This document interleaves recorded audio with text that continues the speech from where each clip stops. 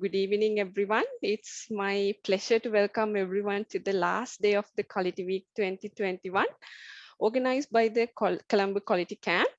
We are so excited to have you all here today. So today we're going to have a very interested panel discussion. Before I hand over the session, I would like to extend a special welcome to our panel today. First, I would like to introduce Suren Rodrigo. He's a director of product management at 99X. He's a senior product engineering consultant with over 15 plus years of industry experience designing, developing, and managing software products for the European market. And Suren has a keen interest in applying architectural and engineering concept in creating impactful market winning products. And our next panelist is Isuru Senadira. He's a technical architect at 99X, where he leads product management practices among distributed software development teams. He counts over 12 years of industry experience in industry product design and engineering. He holds expertise in many domains: software engineering process, auditing, and product management.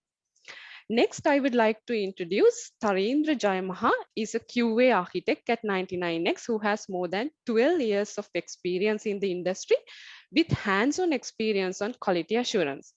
Tarendra has strong experience in handling customers and managing teams. Currently, he leads the QA department of 99X while contributing to many initiatives in the company.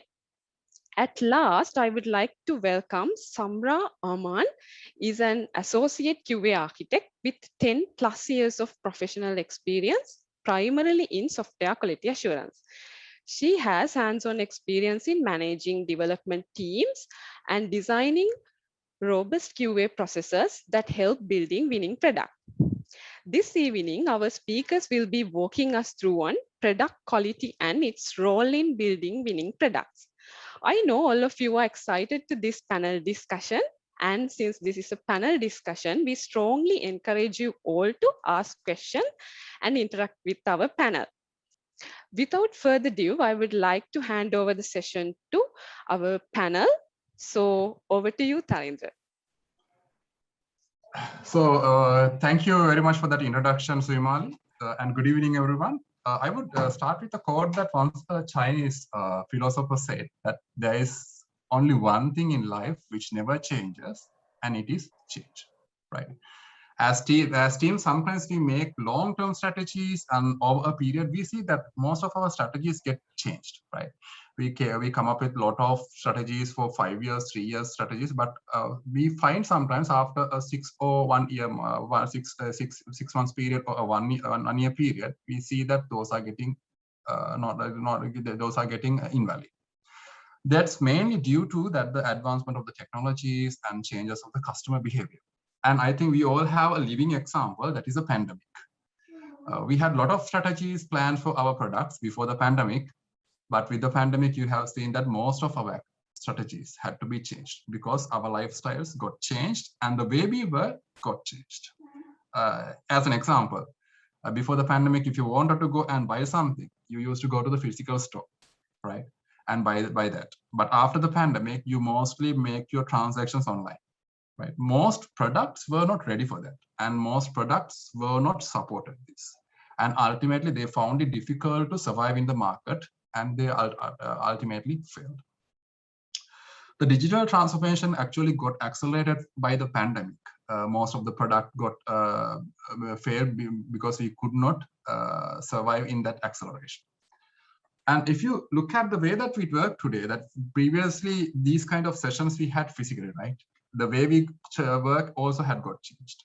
Before the pandemic, we were not much used to the working from home, and companies thought that, okay, working from home is kind of a way that less productive. But making those a myth, that you see that most of the employees find it easy and convenient to work from home, and they find it more productive. As you can see, in today's context, a lot of changes faced by the product teams is achieving product quality with the rapid technology advancement. So my first discussion is with Samra. Samara, what do you think? Do you agree that most of the products are getting challenged? And what do you think? What these challenges are? What kind of challenges you see as the product team that they face? Yes, yes. So, as the CEO of Microsoft pointed out, we saw 2 years worth of digital transformation in a matter of 2 months. So, a matter of 2 months is actually quite a lot to digest when you think of it.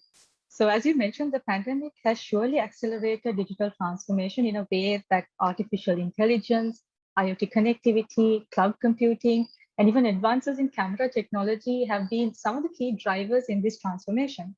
So again, referencing the example you gave, where previously we would go physically to a store and purchase things, and now we are just stuck with online shopping. So a good example I could also think of right now would be where we shifted from e-commerce to v-commerce, virtual commerce. So now virtual commerce is where we merge virtual reality technology with online shopping. So during the pandemic, people stayed at home to control the spread of the virus, and shoppers like us, we were missing that in-store experience as a result. And this period is what created a unique opportunity for e-commerce to emerge. So when you think of it, virtual reality helped customers to experience the products even before they could buy them. So there are many companies who have already adopted this technology. For instance, if you think of Alibaba, they allow their customers to browse a virtual store, pick up items and allow them to examine them using 3D.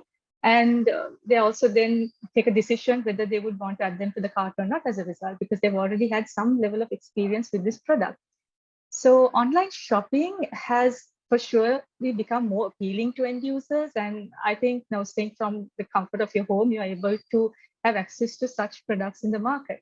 Now, I took virtual reality as an example, but you can see many other companies using things like artificial intelligence or machine learning as well. And they're sort of evolving really fast. And so they have updated most of their products to keep in touch with this advancing industry.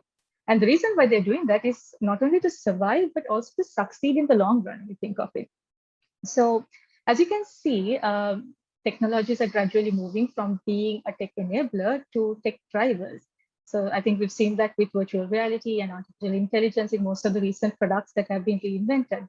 So one of the challenges I see, Tarinder, is that customer expectations are evolving fast, which means we have to always expect some special requirements, special software requirements like this, maybe with the same level of quality or maybe even at a higher need of quality.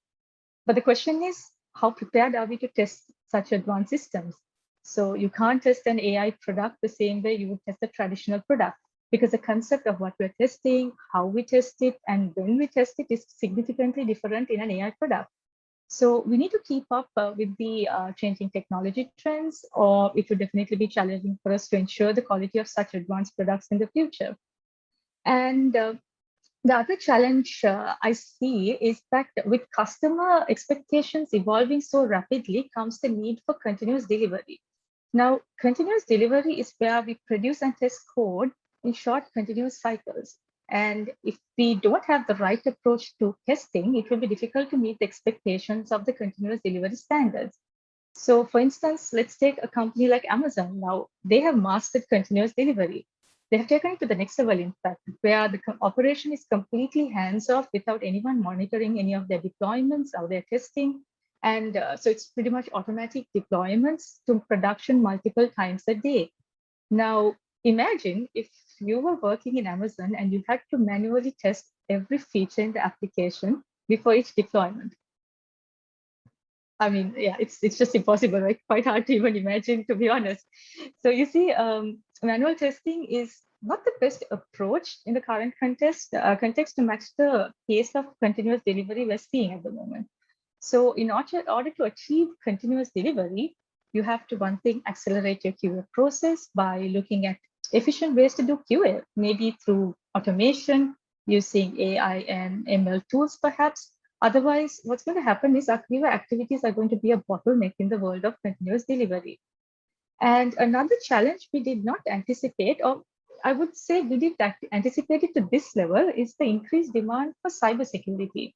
Now, during the pandemic, with the with accelerated digital transformation, I think most of us would have seen that the number of attacks, cyber attacks, have also increased.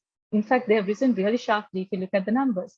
So it also becomes paramount that we ensure that we build products that are not exposed to any vulnerabilities, and that we make sure that we protect our users' sensitive data. So given these challenges, what we need to understand is that we are in an era where we need to make sure our products really stand out. And they need to be market-fitting products that are secure, that cater to rapidly evolving customer requirements. And we also need to make sure that they stay up to date with any advancing technologies. So just a few challenges off the top of my head right now. Thanks, Samra. And I think I need to add one more thing, that previously we discussed that about the non-functional requirements. So that security testing and performance testing no more a non-functional requirement. It has become a functional requirement, because that you cannot satisfy a customer with a nice user interface at the functionality if you do not meet the security and performance as they require in the current perspective. So that all these contexts are now, we as QAs, we have to look into, because previously we looked into the functional requirement, and if the functionality is working, okay, go and deploy it. But as you correctly said, now the security and the performance, a simple few seconds might lead you a customer to go to another product, that delay. So that no more security and performance can be considered as non-functional requirement. Thank you very much for that explanation, Samra, on the challenges. Now, we discussed about the challenges most of the product teams face in their delivery processes and when they are getting their product into the market. Now, this time I would like to point this to Suren and Isuru. This question is for you, both of you guys. As product consultants, what do you guys suggest to overcome these challenges in order to build a market-winning product? How our product teams can make their products a market-winning product? This question is for you. Yeah, just to touch upon, maybe to get an entrance into the question answer, basically, just to touch upon what Samra says, I think one of the important points that she mentioned is that software products no longer is a utility or a nice to have thing in the world, right? So because rapidly we are becoming more and more reliant on software, right? So apart from the implications, I think Karinda mentioned, I think some of these software is going to be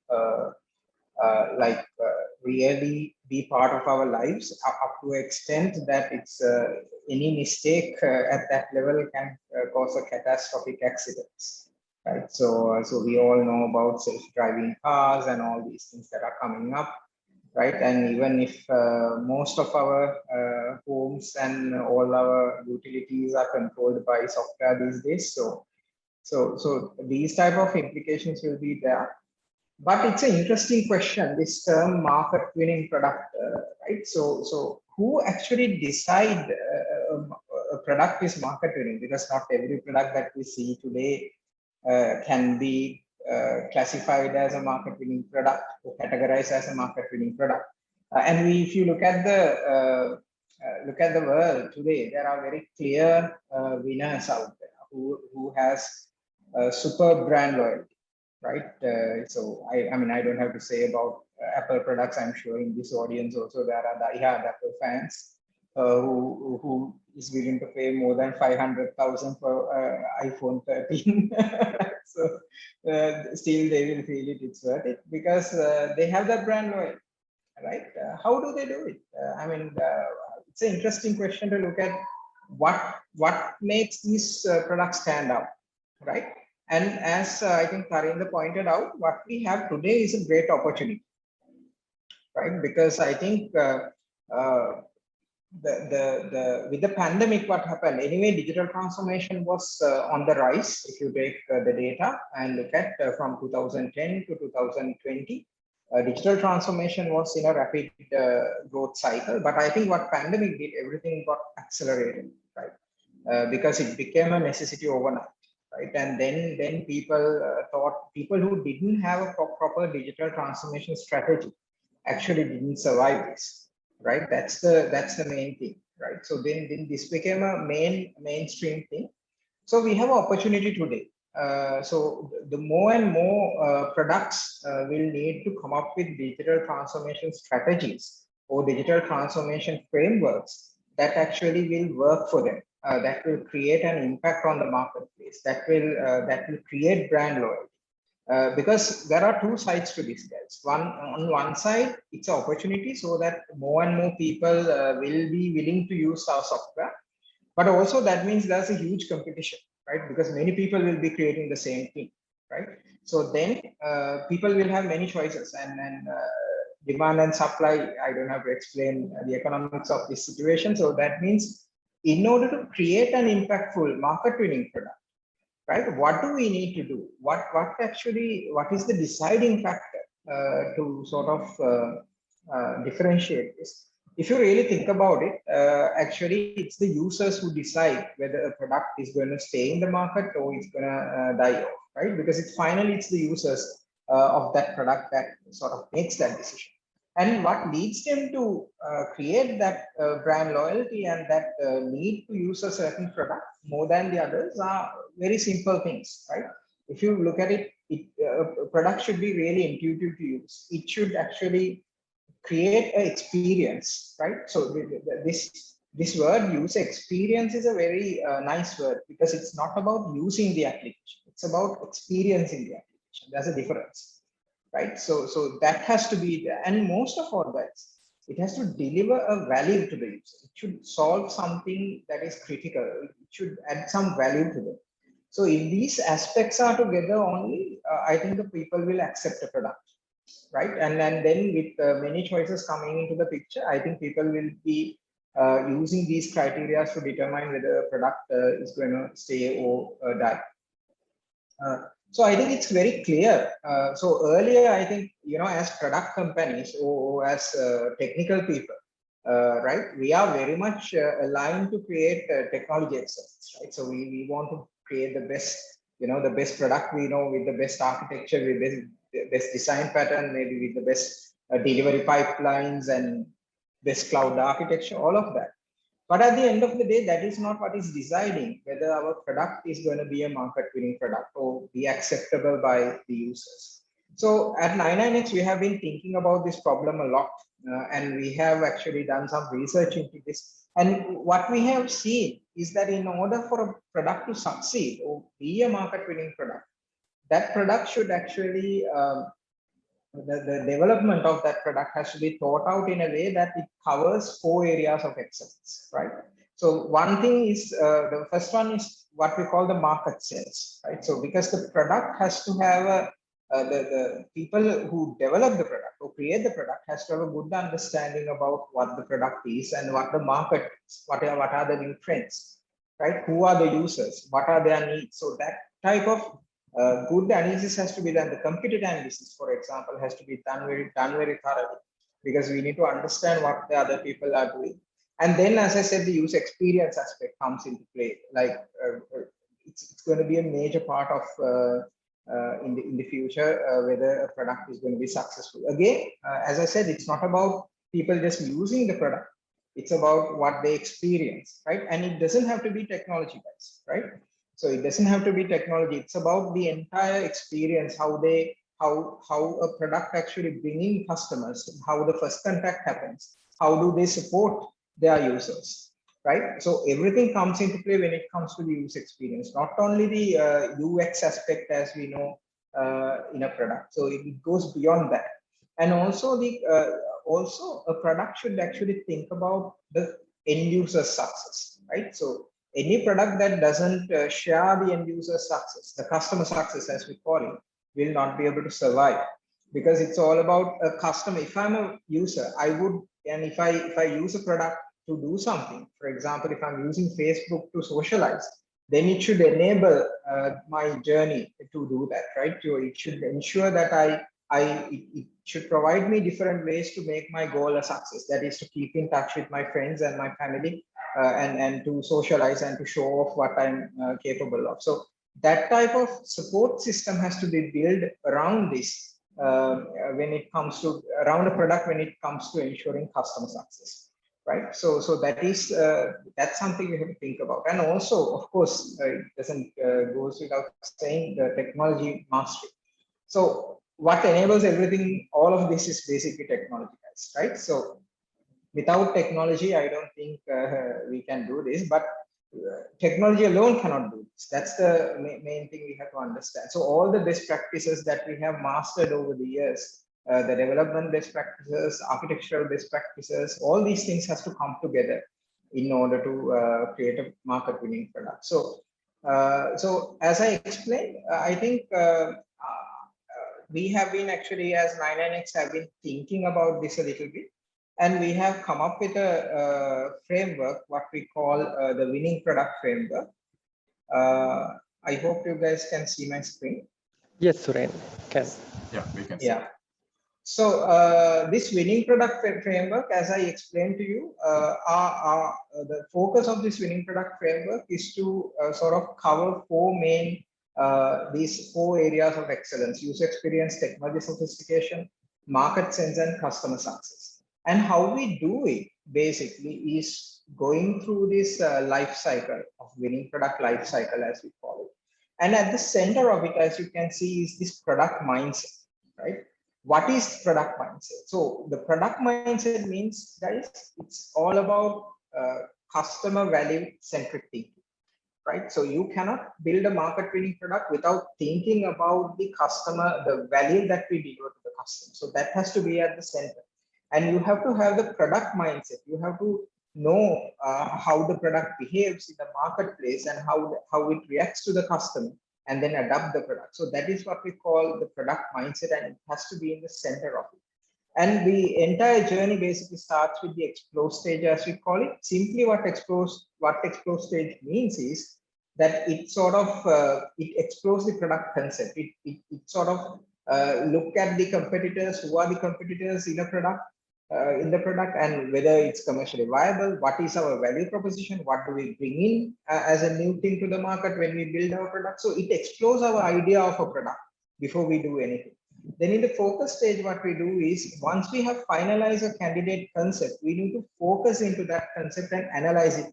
We need to do a business model design. We need to do a minimal viable product. We need to think about the minimal viable product. We need to think about the problem solution fit, whether this problem is going to solve the customer's, whether this solution is going to solve the customer's problem.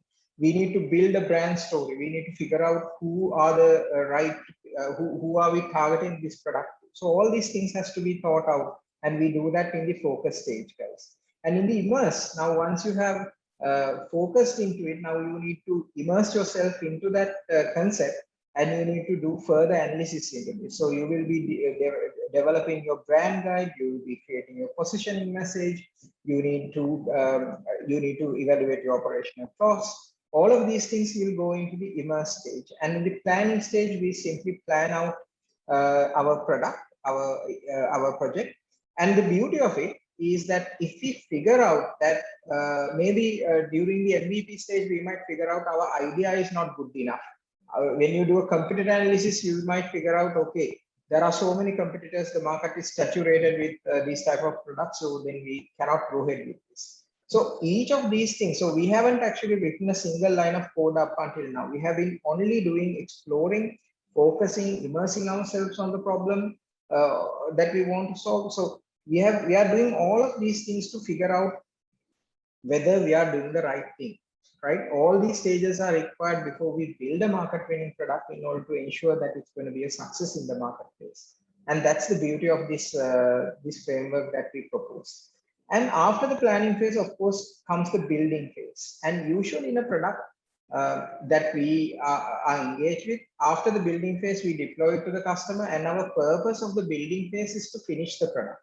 But in winning product framework, the primary purpose of the build phase is actually to learn.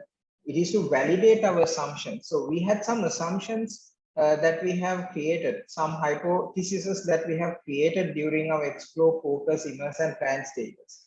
And the objective of the build stage is now to sort of figure out, okay, whether these assumptions are correct. So we need to do rapid development cycles. We need to have rapid learning cycles. We need to build something small. We need to validate it. We need to test it. We need to put it to the production, validate it with the customer, and do the changes. So that rapid learning cycles has to be created during the build stage. And in the optimize stage, I think once we have finalized all our validation, the objective of the optimize stage is to sort of make sure that we fine tune our product, and then we are ready to go into the market, and then we are ready to go into the ready to market our product to the masses. And in the harvest stage is actually where we sort of market our product to the masses and actually bring in the ROI, right? So that is where we actually bring market the product and bring in ROI for our investment. So basically, that is after that. The retire stage is actually a little bit interesting.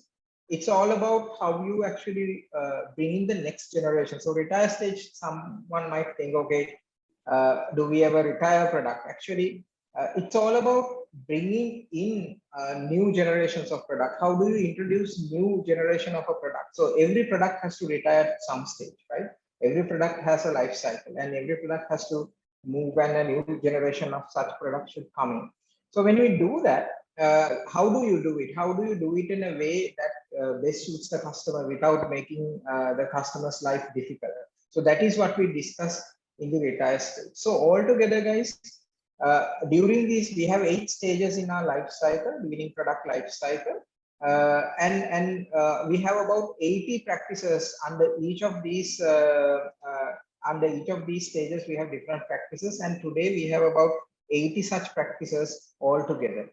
So these type of frameworks will actually help you or guide you through this through the process of creating a market-winning product. I think that is the most important aspect that we bring in with this winning product. So I encourage you guys to sort of visit our winningproduct.com site and learn about it also. But the most important aspect is the problems that we discussed earlier, the problems that Samra mentioned. How do we create a sustainable product with the proper security, the proper quality, and to ensure that our investment gets some return, we need to create the product that the users will accept. How do we do it? Is through going through a framework such as winning product. But winning product framework is not the only such framework. There are many other frameworks out there. But we have, as 99X, we have experience in developing more than 150 products over the last 20 years. So this is all our experience put together, along with the best practices that we have taken from these other frameworks that we have put together this framework. So that is where I feel the winning product framework sort of shines, that it shares our experience and sort of bring to the table a new way of thinking about creating products. Isuru, anything that you want to add to this? I think Suren did a comprehensive introduction on the winning product framework and why it matters. So let me add a few more points. Why this knowledge model, the winning product framework, the understanding of it, and why should we, especially the QA engineers, should have a high focus on the product mindset. We need to understand that we have to look on why soft or digital products are different from others, like other softwares like bespoke or enterprise applications. So when it comes to digital products, so the key to become a product, to a winning product, lies with the users, as other speakers correctly said. So that the key is whether users are going to pay to use it. We can make promotions and offer and attractive offers and make users try our products. So that's very easy. But the hard part is to convert the users to pay pay for our product, pay and buy our product. So if we are so good at it, we can make users to pay even a good amount of premium to buy our products. So that's what companies like Apple are doing. So the software products are different because they need a competitive, unique value proposition. So we have to be really strong about the unique value proposition we offer. And then there are other key factors, key differences, like unlike enterprise applications, so digital products need a very good user experience on the customer or onboarding methodology. And then we have to pay more attention to aspects like licensing needs, security of the data, and the privacy aspects. And also we have to ensure that we maintain the right agility in our architecture and processes. Let me take an example. When this pandemic happened in late 2019 and early 2020s, people were forced to adapt to working from home routines. Now, if you can remember the communication tools which were widely used by then, probably Skype and Teams, even Teams, they got a lot of more load to handle. They got more users to handle. But if have you used or known a tool called Zoom before 2019? Zoom was founded in 2011 and it was there in the market, but this pandemic presented them a challenge to adapt to a change. So if they haven't had the right amount of agility in terms of their product architecture and the processors, the QA processors, for example, if Zoom had a lot of bugs, will users, including us, will adapt Zoom to do everything today, right? So it will not.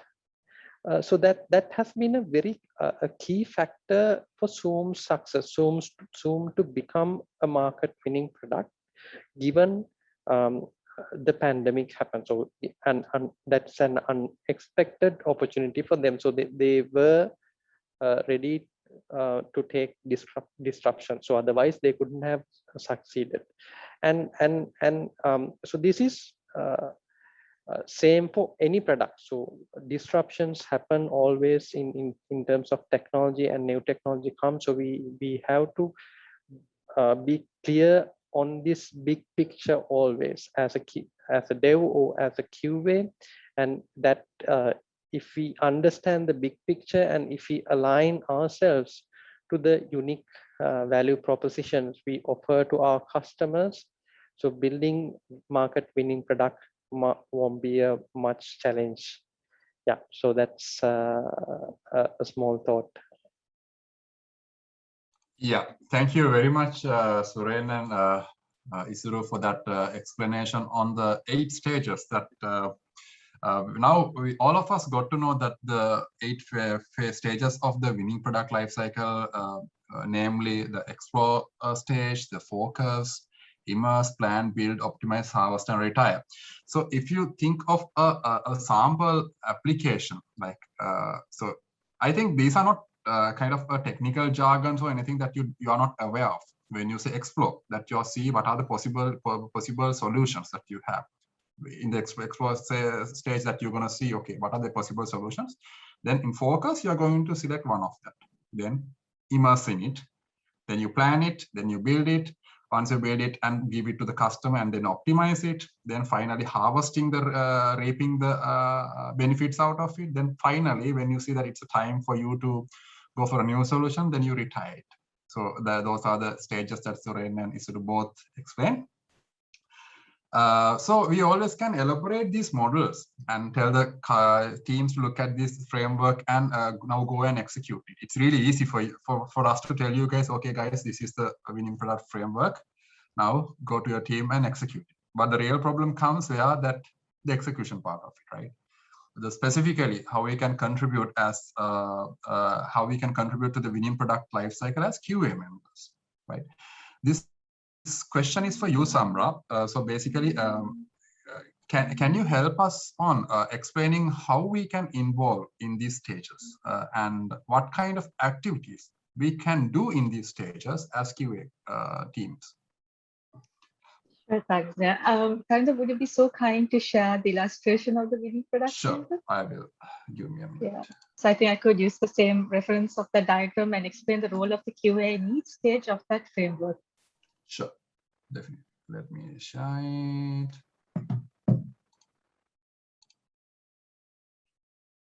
I think we definitely had some great insights from Suren and Isura about the product cycle.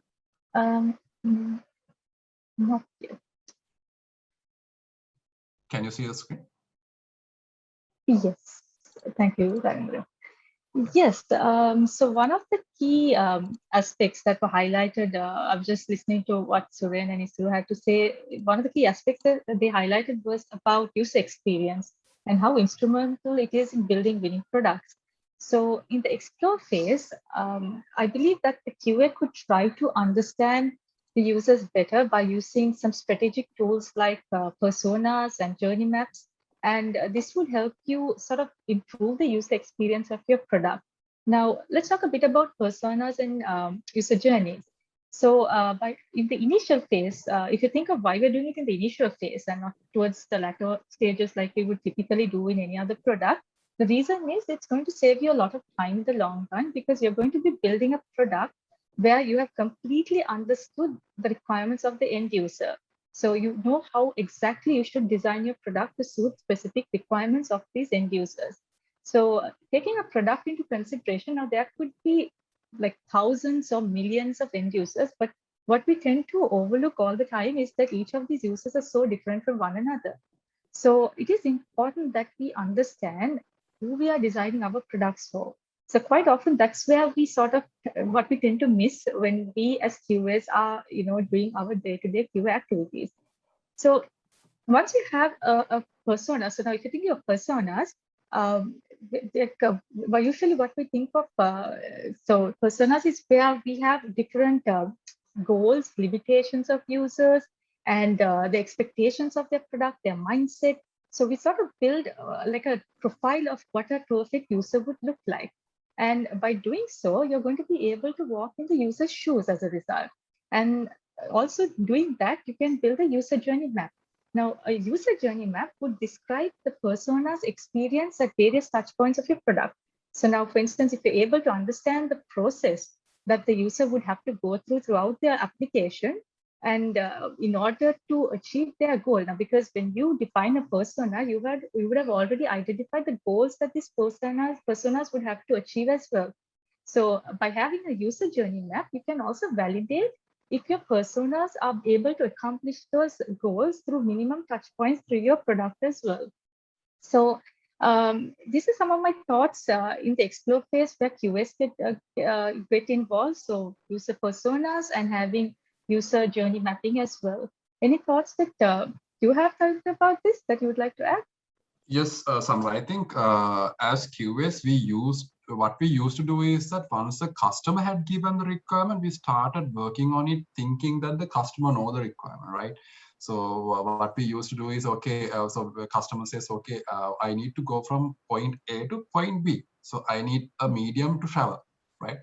What we do is from our context, we think, okay, the customer wants to travel from A to B. So I might build a car. Okay, let's build a car, right? We didn't ask any question from the customer about their context. So from our context, we think and we build it. And finally, when we are going to deliver the product to the customer, we see that customer is in a desert, right? So there are a lot of sand and your car cannot be run in the sand or drive in the sand, right? So the main reason is that we did not ask the questions, the correct questions at the correct point to explore what the customer actually needs. So this is where as QA engineers, we need to be involved when a requirement is given to you, not just thinking, okay, this is a final requirement and I should work on it. So what we do is currently is that we are trying to make sure that the product is built right? Not whether we are trying to build the right product, right? So that mindset need to be changed here. The explore is the phase that where you are kind of thinking, okay, are we building the right product always, right? So that kind of mindset we have to change. Yeah. So I think we are good to go to the next phase, Samra. Yes, agree, Andrew. So the focus phase, yes. Now in the focus phase, this is where you would typically have a minimal viable product built, also known as an MVP. And as QAs, you could get involved in the identification of the minimal viable product as well.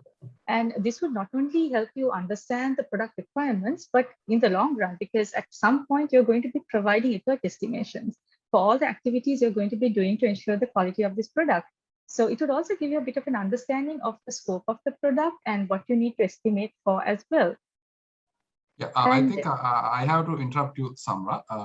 Sure. What do you mean by an MVP or the minimum viable product? Yes, a minimum viable product. So in short, it's just a minimum set of features that are just enough for users to try out and provide feedback. So it's more like a tool that we use. It's more like a learning tool. So we'll just try to test an idea and we are able to collect feedback early on in the life cycle. So rather than us collecting requirements, developing it, and then delivering it to the customer, and then figuring out that we have not, translated the requirements correctly from the customer, this is a very good tool to use to collect feedback early on in the cycle. So that's what minimum viable products about. I hope that I answered your question, Tarinder. Correct, Samra. Yeah. Okay. Right. And another area that QS can get involved in the focus stage is in the creation of any low fidelity prototypes. So if I'm to give an idea of what a low fidelity prototype is, it's a very simple prototype, in fact. And as a matter of fact, there's no technology involved as well. It's very low tech. It could be even a paper prototype if you think of it. So what they typically would do is they would just sketch some prototypes and explore different ideas of the product. So you could also get involved with the team and be part of these sessions where they develop such prototypes as well. So expectation here from the QAs would be that they play an active part in terms of the idea formulation of the product, because end of the day you're going to be the one who's going to be ensuring the quality of these products as well. And you definitely can look at it from a different perspective, think of any areas that they have not been thought of when the customer gave the initial requirements. So you can look at possible problems that users might experience and also suggest improvements when you deal with such prototypes. So that is one thing that you could do in addition to being part of the minimum viable product development. You can also look into low fidelity prototypes and try out testing those prototypes as well. And in this phase, this is where we would also start looking at the technical architecture of the product. So when you talk about the technical architecture, now this would include both functional and non-functional considerations. So you can pay close attention to the kinds of quality attributes the product is going to have, because knowing the quality attributes at this stage, and it will give you an idea of what you need to focus on when you're defining your quality assurance strategy as well. Now, for instance, let's take one of the quality attributes that are applicable for a product would be that it should be scalable. So if scalability is one of the quality attributes of the product, then as a QA, you need to think of how you're going to ensure that the system can handle a growing amount of work resources as and when more resources are added to the system. So this is a good time for you to actually start thinking of what kind of non-functional testing you would need to be conducting in the product as and when it is developed. Tarinder, anything you would like to add there? No, I think, Samra, you've pretty much covered everything that we wanted to discuss in this stage. Okay, so the next stage, in the inner stage, this is where you would start looking into all the details of the solution, be it its features and also the expected timelines. So as a QA, you definitely play a big role in this stage because you need to identify the effort that is going to be required for all the necessary QA activities you're going to be performing in this project. So I think we all know or we may have experienced at some point in our life, our careers, where poor estimations have had a negative impact on the entire project. So to try and make sure we mitigate such risks, we need to make sure that we try and consider perhaps various types of testing. Now, usually when we are building our QS strategy, we would think of the scope in general. Okay, what are our inclusions? What are our exclusions? But in addition to that, also think of the non-functional testing you're going to be looking at. Now, we also spoke of quality attributes. So think of what the quality attributes, what are the kinds of testing you're going to be conducting to ensure we meet those quality attribute requirements of the system.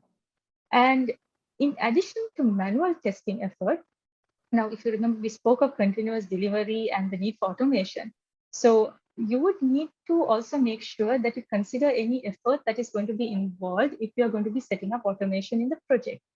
And another thing you could do is to think of all the possible integrations to your system and what your scope is going to be like if you have any third-party systems, for instance, interacting with your product. So think of all the different integration points. And at the beginning of our discussion, we spoke of certain technologies becoming tech drivers, for instance, artificial intelligence. So for instance, if you're building a product, and for instance, if you're building an AI product to be more specific, and if the team has any skill gaps, that you might need to take that into consideration where you have to include estimates for the time for ramp up or even trainings for the team members. Because we need to stay up to date with all these trending technologies. And if we have any skill gaps, we need to bridge those gaps earlier on. Otherwise, it could definitely become challenging when we start the testing of these products. So in addition to that, I think we all can agree that QA is everybody's responsibility. So you would need to take into account any effort that is going to be included for unit testing and integration testing. And why I said it's everybody's responsibility is because you can even look at what kind of code quality processes you're going to include into your project. And if there's any initial effort required for the setup, you can take it into account at this stage as well. And another important factor we need to consider at any given point of time is the potential risks or any dependencies that might have a negative influence on this product or its timeline. So for instance, if the risk materializes and if any dependencies are not resolved, then you're going to have a bit of a problem somewhere down the line. So take into consideration all these factors when you start deriving your effort estimations. And another important thing, actually, the last but not least requirement I would say is any special legal requirements. Now, if your product has to comply with some special legal requirements, for instance, let's say you're building a healthcare product, then there would certainly be some regulations that you need to comply with. So you would need to take into account any effort that you would have to do for compliance testing as well. So that is also something that you should try to take into consideration at the very initial stages when you're looking into such products. And now we spoke of low fidelity prototypes, and then we also have high fidelity prototypes as well. Now, as opposed to low fidelity, these prototypes are actually more coded prototypes. So they sort of represent close to the ready to release version of the product also. So you would be able to see elements that the user can manipulate or even error messages, inline validations. So they're really interactive prototypes. And as QAs, what we could do is to test these prototypes and really start preparing all the test scenarios as well. So even if you are deriving effort estimations and if there's a high fidelity prototype in place, you can consider the effort estimation to test such prototypes as well. So these are some of the things that we could do in the immerse stage. The main thing would be where we identify all the activities and the effort that is going to be involved when we're deriving the timeline for the development and testing of this product. Harindra, anything you would like to add there? No, I think Samra, you had pretty much covered everything there that in the immerse phase as QAs that we have to do. So starting from the high fidelity prototype and the estimations, everything. So maybe we can move into the planning stage on what we should do. Before we move on, guys, I just need to point out one thing. Now, planning and building, I think, is a familiar phase for all of us as software professionals. We have been involved in these spaces. But I want you guys to think about what Samra just explained from explore phase to immerse, right? What are we doing here actually? Think about it. So if haven't you now usually where we actually build a quality strategy is in a typical product is either in the planning or in the build phase. If it's agile, usually we do it in the build phase. If it's otherwise, we usually do it in the planning phase, right? But what is the one thing, guys, you wish that you had when you are building a quality strategy? This is because I have been, so I'm not a quality engineer in profession, but I have faced this situation many times when we do the architecture or the product development design or whatever. It's about information, right? So halfway during development cycle, we find out we have missed something completely, something very important, and it's too late now to bring it into the strategy, right? Why does it happen? Right? It happens because we have not had the right insight into the product from the beginning, right? But imagine that you are involved in the product from the explore stage, right? By the way, the winning product framework, everything sort of is changeable at any point, right? So what you start from explore stage. So if you do the architectural mapping in focus or immerse, that actually can be revisited based on your learning, right? So imagine what type of learnings you will be having if you were involved from the beginning, if you are part of that decision. Because sometimes when we in the explore stage, we might realize after doing competitor analysis and other stuff that this product is not viable. Then you would probably pivot. You are part of that journey. You're as a QA specialist, you're part of that journey, right? So what we have to understand as QA professionals is that our role as a QA engineer is now changing, right? It's demanding us to think more than being the engineering aspect. It's demanding us to get involved in the business aspect of things, right? Be aware of what is happening in the market, be part of that decision. And what you are doing all this time is learning about the product. You're getting a huge learning. And imagine with that knowledge, when you are going to the planning or build stage, when you start building the quality strategy, how much of information and how much of accurate that strategy will be. Because it will be based on all your learnings that you have been part of altogether, right? You're part of that journey. You're not somebody who just starts getting to the project from development stage and then somebody tells you something, somebody sends you a document and then you just read it and do something. No, you are part of that decision-making process. So that is the beauty, I think, these type of frameworks bring, and that is where I think as QA professionals, that we have to elevate ourselves, think about elevating ourselves to that level. So some of these words that Sandra mentioned, persona, right?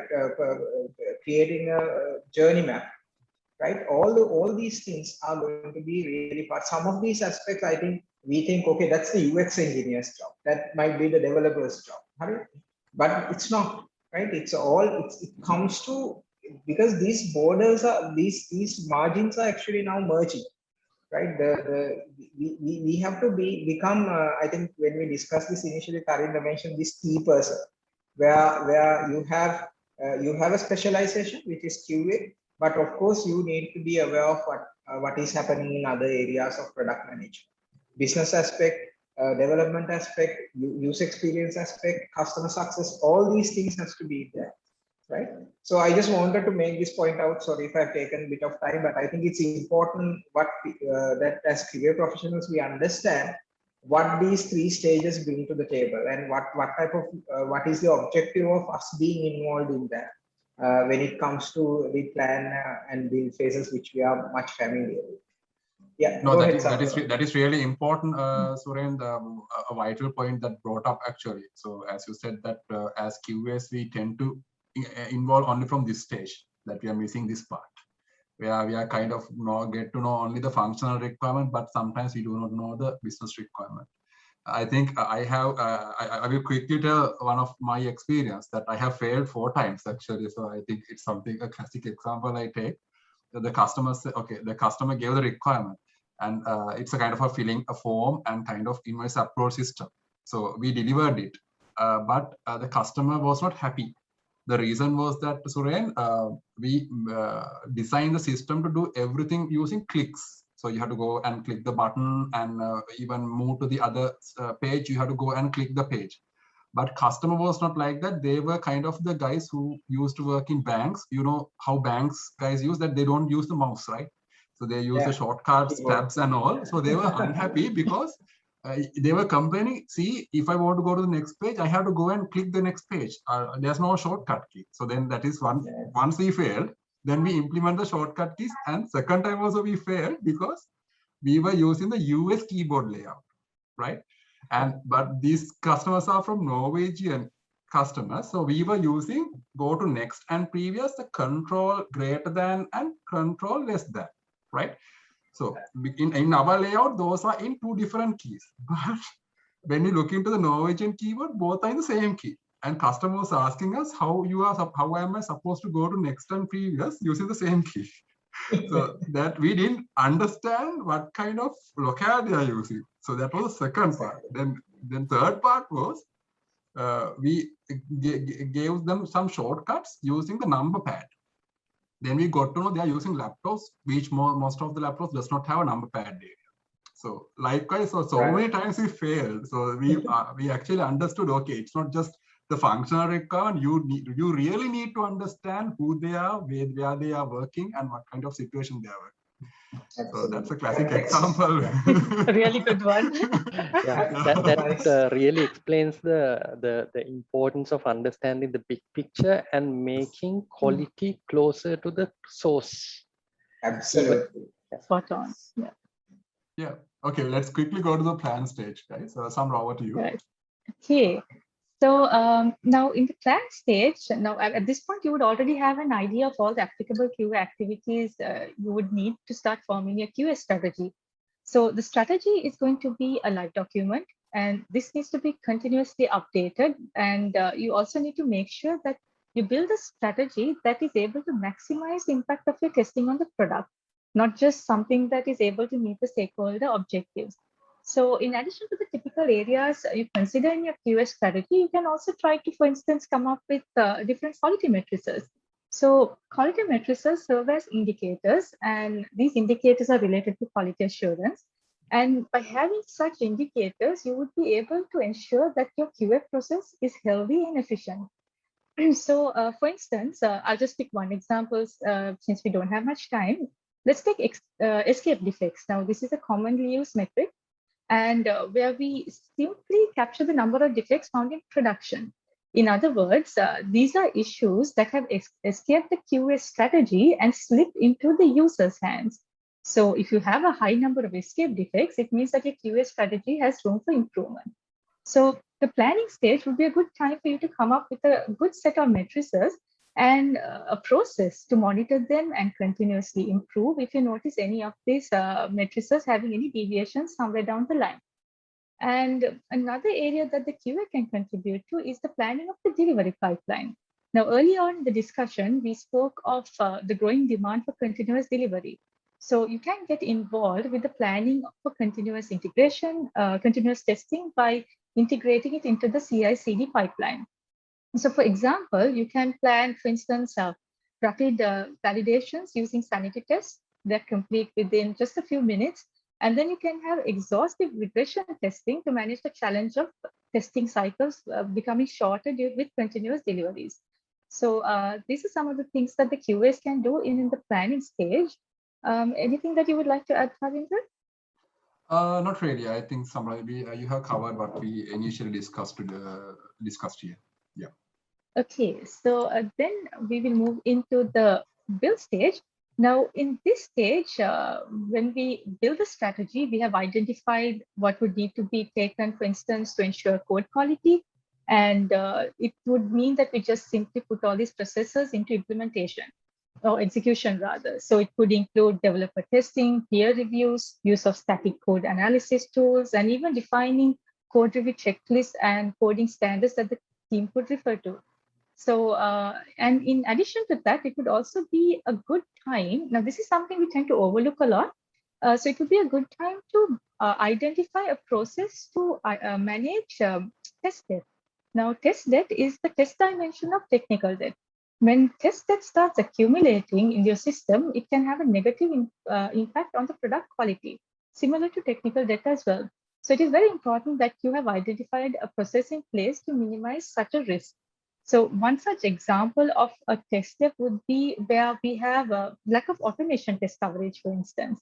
So you need to make sure that you proactively identify such gaps and that you communicate it to the stakeholders, highlighting the potential risks associated with it as well. And also make sure that you have a process in place to clear off your data as well in a timely manner. Otherwise, like I said, the more you accumulate any test set, it would have a negative impact on the product quality.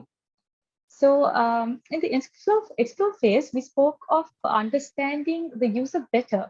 And even in the build stage, you could continue to try and understand the user's behaviors. So you could do this by taking advantage of analytics tools, maybe like Google Analytics, for instance. And by analyzing the user's behavior, you can identify, for instance, the most used features, rarely used features, high value delivery features, customer pain points, or even abnormal user behaviors or unauthorized access attempts. So analytics can provide you with a lot of insights into user behaviors, and this would also help you identify any areas of your QA strategy that would need to be improved.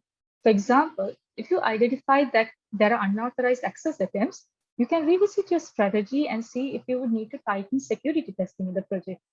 So I just named a few activities in the build stage. Anything you would like to add here, Karan? Yeah, there's one more thing that I would like to add, Samra. I think most of you have seen that when Facebook is launching a new feature, they do it strategically. That not all of you will see the feature. Basically, a kind of a specific demography, they will see the feature, and sometimes you will get to know, okay, that some guys are saying, okay, look, there are new features coming on, but you will see it will not come into your demographic area, right? So basically what they do is that they are doing the dark launching and kind of sometimes they use feature toggling, right? So we have implemented the same stuff in our projects as well, where that whenever we implement a new feature, sometimes that new feature might be buggy and sometimes it might impact the existing customers. So in order to make sure that we do not impact the customers, what we do is we do the dark launching. Dark launching means that if you have a lot of customers, first you enable it for few customers and see how they work. And if it is working fine, then you gradually increase the number of customers. Then finally you get switched off for everyone. And feature toggling we are using currently, and it helped us a lot. If we find there's a bug in the new feature, then we can quickly switch it off and go back to the old code. So likewise, we use these kind of mechanisms. You can use this mechanism, dark launching, feature toggling, and those kind of things in to make the impact less and kind of make sure that you do not make your customers worried or unhappy with the new changes. Yeah, that's pretty much from my side. Okay, so then let's look into the optimize stage. So in this stage, we can consider optimizing the performance of the system for better user experience. Now, according to research, they say more than 40% of users abandon the software product if the page loading time gets delayed for more than 2 seconds. And if you pick Google as an example, they aim for actually half a second page load time. So you need to think of how fast your product is going to be in different environments, how many users are able to handle the product, how responsive your product is going to be. Now, Suren gave an example of Apple products, why they stand out as winning products. So if you look, just think of the factors that make Apple stand out. It is the responsiveness of their products, and even their company's success is always explained in non-functional terms. See, they talk about design, experience, and performance. So it is important that you understand the level of performance required for your product. And also you need to make sure that you use the optimal set of tactics in order to make it a winning product as well. So make sure you consider the performance aspects of the product when you start building your QA strategy at the initial stages. It's very crucial, as you can see. Karin, I believe you had a good example of some user behavior analysis to share with us. Yes, so I think Samra explained in the previous stage, in build stage, that using analytics. So what we did was that we wanted to make sure that the customer is using our application productively. So what we did was that we added some analytics. So we used this Azure App Insights. And what we used to do is that after building and while the customers are using it, we used to monitor them. how they use it and what kind of paths they use, and some journeys. We see some journeys that after a particular journey page, they do not proceed after that. So then we tend to find, okay, there is something wrong in this page. That user comes to that page, but they never click. So what's wrong with that? So likewise, it helped us to optimize the user journey and give a better user experience by monitoring how the users are using, kind of looking into what devices they use. So you know that when it comes to the QA planning, we have to decide what are the devices that we have to use, and the screen resolutions that you have to use, and the OS that you have to use. So what we did was that we enable all these app analytics, and we now have the real data out of your users, how many of them are using Chrome, how many of them are using other browsers, and what are the OSs that, and what is the resolution they mostly use. So these kind of facts are kind of really relevant to you when you are kind of doing some optimization. Okay, you know, okay, then most of the users are from this OS, from this browser. Then you can deprioritize some bugs, maybe that is saying that you have found a bug in IE, but you find only this much % of users are using IE. Then you can maybe decide, okay, whether to fix it or not, right? So these kind of decisions you can take as QA engineers during the optimization phase if you have this information. Yeah, Samra. Okay, so moving into the next phase, which is the harvest stage. Now, in this stage, this is where your product returns the investment, and it is paramount that you try to focus on retaining your existing customers and also try to attract potential customers as well. And I think we all can agree that customers expect high quality of services and products at all given time. And if you don't have the expectations met, then they will take their business elsewhere. So your product needs to maintain customer expectations by constantly understanding what they truly want. So as QAs, you can do a market research. Now you can do this to analyze the current customers' expectations, and maybe that would also mean revisiting your personas, because with evolving markets, you are going to be having new personas all the time. So if you take the pandemic, for instance, we, I think, created a different set of personas altogether, where a lot of shoppers started doing online shopping as a result. So the other thing you could do in addition to studying the market, it would be to analyze any industry trends. For instance, maybe look into the feasibility of taking your QA strategy to the next level. Can you use artificial intelligence or machine learning for testing your products? And you could also study the products your competitors are offering, and even look around you maybe and see how other companies are testing similar products. So there's a lot of things that we could do to study our surroundings and make our products even better.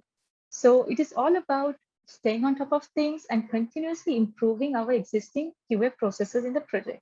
So one of the common reasons why projects tend to fail is that they are unable to keep up with the upcoming trends and customer expectations as a result. So if you look at most businesses that collapsed during the pandemic, one of the root causes was that they were just unable to keep up with the sudden digital transformation. So yeah, so this is just my thought on this stage. Sarinder, anything you have to add? Nothing more actually, Samra. Just I want you guys to be vigilant in this stage, because harvesting part is the where that you are kind of in the peak, that you have a lot of customers and you are kind of overwhelmed by the number of customers in your product. This is where you get blinded sometimes and you do not see the upcoming threats, right? So as mentioned, correctly mentioned by Samra, as QAs, while you are enjoying the benefit, being the most kind of the winning product among your customers, you have to make sure that you are retaining it, where you have to play a vital role on looking into who are entering into the market new and not neglecting them, but monitoring them and kind of helping the team to see how others are doing differently and will it be a threat for us. So this is kind of a way that you have to stretch your role as QAs. Yeah, I think we can go to the final stage.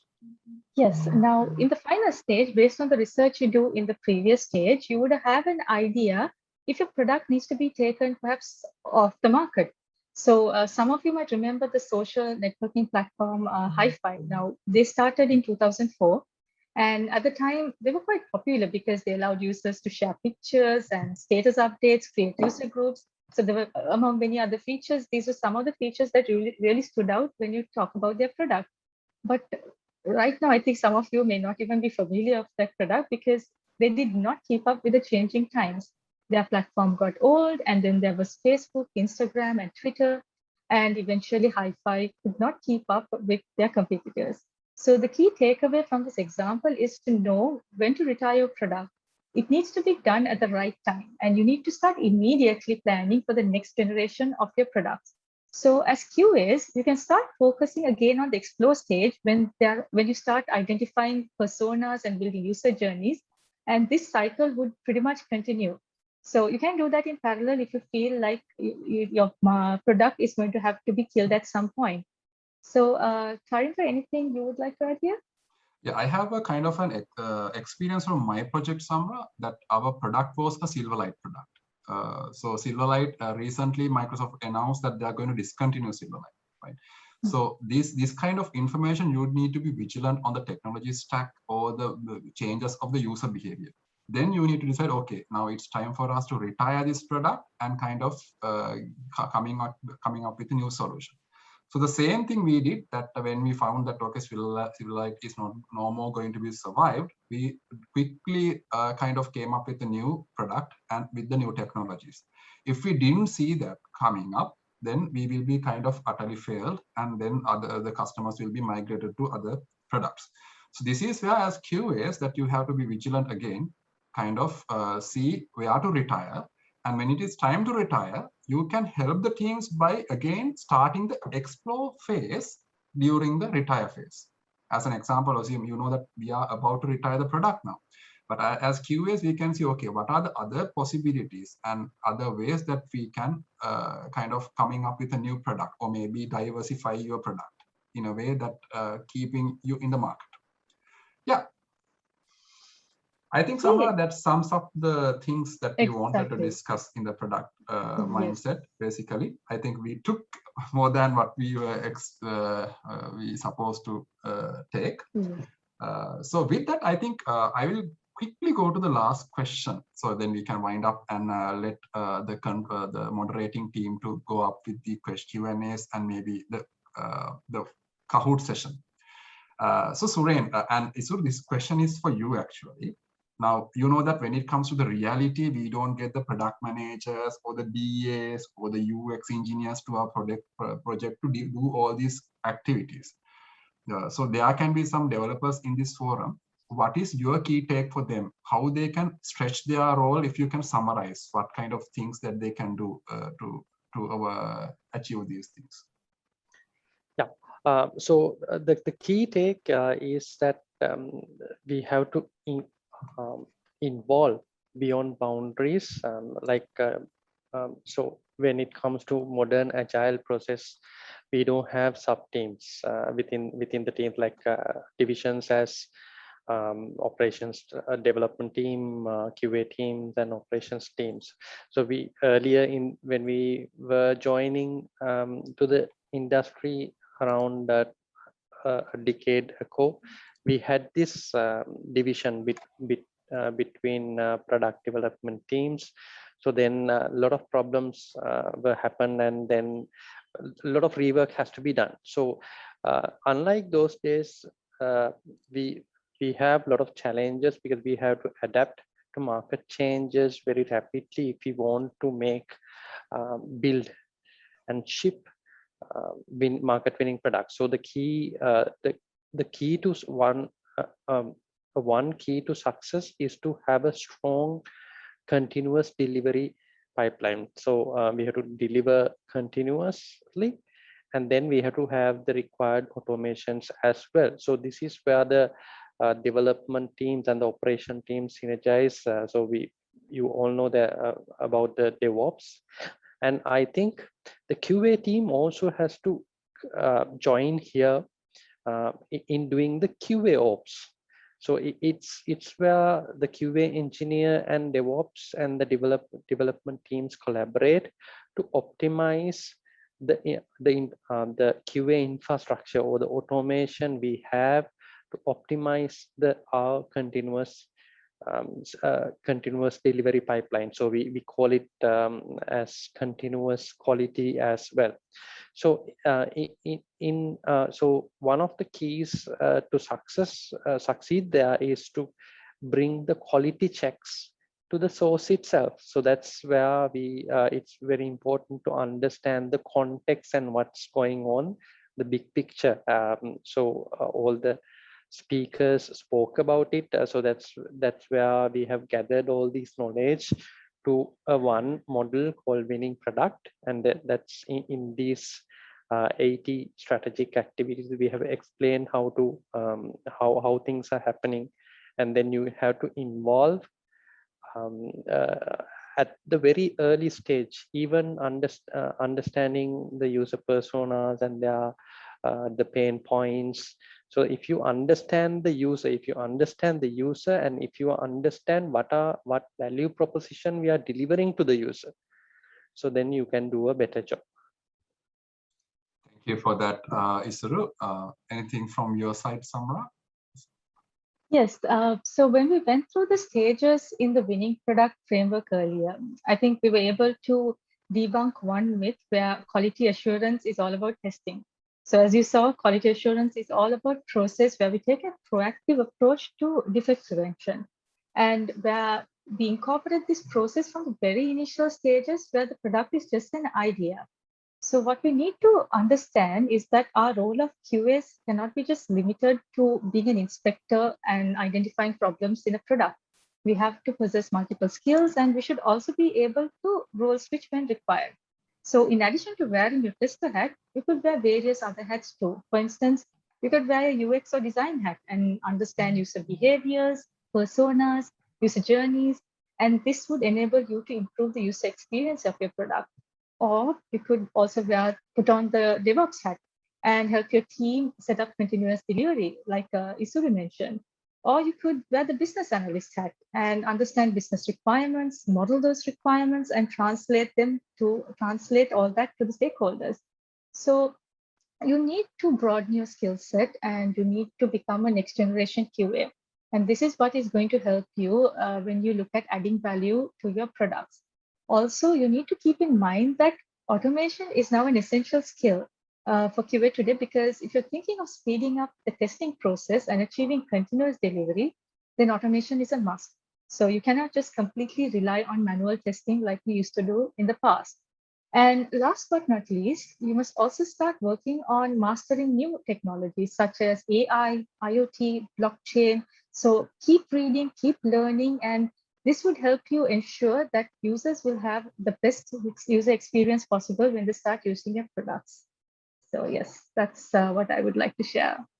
Thank you. Suren, any thoughts from you? Suren had to leave. Okay, right.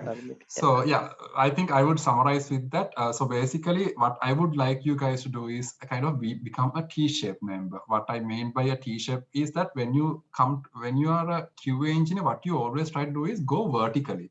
So basically, in QA, you are trying to dig deep and try to be expertise on automation, security, and performance. That is kind of a vertical specialization. But try to do horizontal specialization where, while you are having your core values in your QA area, try to broaden your knowledge. As correctly mentioned by Isuru and Samra, try to learn about how UX guys work, how BA guys work, how the delivery guys work, how the project managers work. Kind of broaden your knowledge in each aspect, then you can see the holistic view of how it happens. So then only that you can help and involve in the earlier stages, explore, plan, immerse, and explore, focus, and immerse. Because then you know how to act as a BA there and kind of gather the requirement, act as a UX guy there and see how the heuristic works and all the other stuff.